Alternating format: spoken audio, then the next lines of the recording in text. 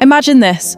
Just 3 minutes ago, a shadowy announcement ripped through the quiet of UK army bases, unleashing a masked fury that's spreading like wildfire across the nation. Bases cleared out overnight, soldiers shuffled aside, all to make room for waves of migrants. And now the streets are boiling over with rage that could change everything. In the dead of night, whispers turned into roars as word leaked out from high-up sources in the government. Army bases, those strongholds of national defence built with the sweat and sacrifice of generations, were being stripped bare, equipment hauled away under cover of darkness, barracks emptied without a single explanation to the men and women who called them home. And why? To transform these sacred sites into holding pens for hundreds, maybe thousands of migrants flooding in from across the seas. Picture the scene unfolding in real time. Local communities, once peaceful and proud, now buzzing with disbelief. Phones lighting up with urgent messages, social media exploding with grainy videos of trucks rolling in, guarded by stone-faced officials. The first sparks ignited in places like Crowborough, East Sussex, where army cadets, young kids training to serve their country, were unceremoniously kicked out to free up space. Residents gathered at the gates, their faces twisted in confusion and anger, demanding answers that never came. But as the clock ticked, confusion hardened into something darker. Masks slipped on, hoods pulled low, and what started as a murmur became a mob's thunder. Protests swelled, chants echoing through the fog. Our land, our bases, not for sale. Police sirens wailed in the distance, but it was too late. The eruption had begun, fueled by years of ignored warnings about borders stretched too thin. Hotels already bursting at the seams with asylum seekers, taxpayers footing billion-pound bills, and now this military ground handed over like it was nothing. Leaked documents hinted at the scale.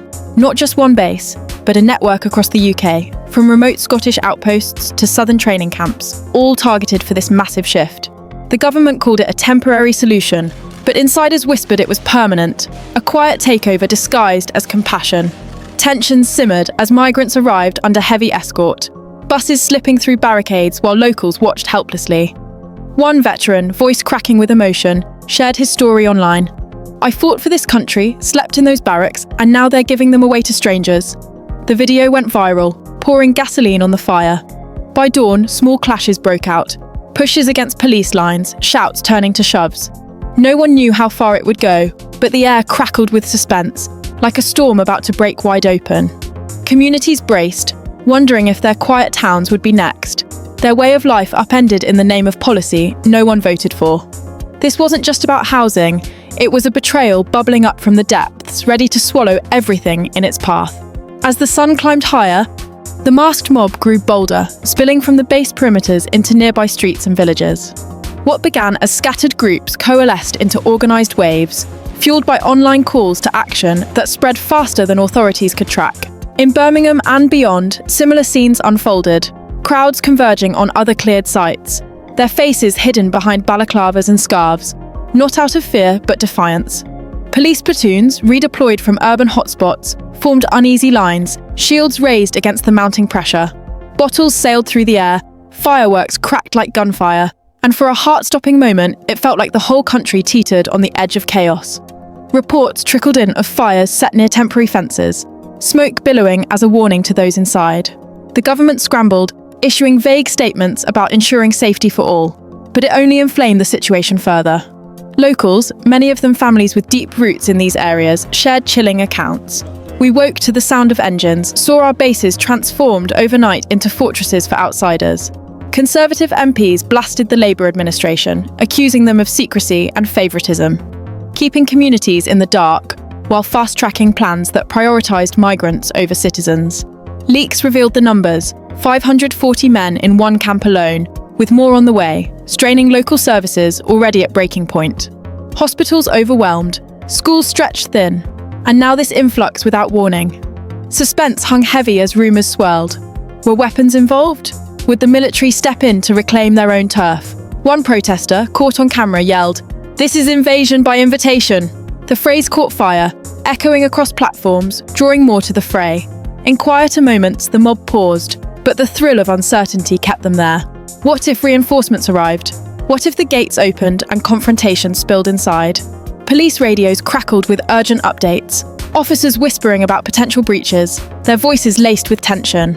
Meanwhile, migrants inside the bases huddled in uncertainty, caught in a storm not of their making, as guards patrolled with heightened alert. The day dragged on, each hour building the pressure, like a pressure cooker with no release valve. No one dared predict the night ahead, but the masked figures stood firm, their presence a ticking bomb in the heart of Britain's countryside. Night fell like a shroud, amplifying every shadow and sound as the standoff intensified. Government officials, holed up in distant offices, monitored feeds showing the mob's unyielding vigil. Delays were announced, plans paused for safety reviews, but it rang hollow to those on the ground, who saw it as a tactical retreat rather than genuine concern. Protests morphed into round-the-clock watches, campfires flickering as stories of past grievances were shared, veterans homeless on streets while bases were repurposed, taxes soaring to fund it all. The thrill pulsed through the crowds, a mix of adrenaline and outrage keeping sleep at bay. Clashes escalated in pockets, a barrier breached here, a scuffle there, with injuries mounting on both sides. Media crews arrived, beams cutting through the dark, capturing masked faces, chanting in unison, their voices a haunting chorus. Broader impacts rippled out. Nearby businesses shuttered early, fearing spillover. Insurance rates spiked amid talks of no-go zones. One MP thundered in Parliament, "This is not compassion, it's capitulation," fueling debates that divided the nation. Suspense built around what came next. Would arrests spark riots? Would international eyes force a backdown? Insiders hinted at emergency powers in play, allowing bases to be seized without debate, a move that smacked of authoritarian overreach. Communities felt the squeeze, medical waits lengthened, resources diverted, all while migrants received parallel support. A leaked briefing chilled spines. Ministers knew unrest was coming but pressed on, betting on public fatigue. But the mob showed no signs of tiring, their masks symbols of resistance against a system they saw as broken. As hours ticked by, whispers of coordinated actions nationwide added layers of intrigue. Was this the start of something bigger, a rebellion brewing in the shadows? Police stretched thin, redirected from burglaries to base protection, leaving towns vulnerable and resentment festering. The air thrummed with possibility, every rustle a potential spark, as Britain held its breath for the dawn that might bring resolution or rupture. In the cold light of morning, the aftermath revealed a nation scarred and simmering. Bases stood guarded, migrants inside amid halted transfers, but the damage was done. Trust shattered, divisions deepened. The masked mob dispersed in waves, but their message lingered like smoke. No more silent acceptance. Reports flooded in of economic hits, tourism dipping in affected areas, property values wobbling under the uncertainty. Veterans groups mobilised, sharing tales of betrayal that tugged at heartstrings nationwide. Government spin kicked in, labelling it isolated disorder. But alternative voices amplified the truth. This was a flashpoint years in the making. Borders porous, priorities skewed. Suspense lingered over the long term. Would plans resume quietly, or had the eruption forced a rethink? Communities vowed vigilance, setting up watches and petitions, their thrill turning to steely resolve. One resident summed it up, "We won't forget this overnight clearance. It's our wake-up call."